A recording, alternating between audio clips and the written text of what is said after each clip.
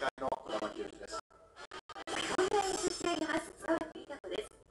今日もイタリアのベネチア、フィレンツェ、ローマの3都市とフランス・パリ4日間の旅を目指して頑張ってください。はい、いつものようにオープニングクイズはある動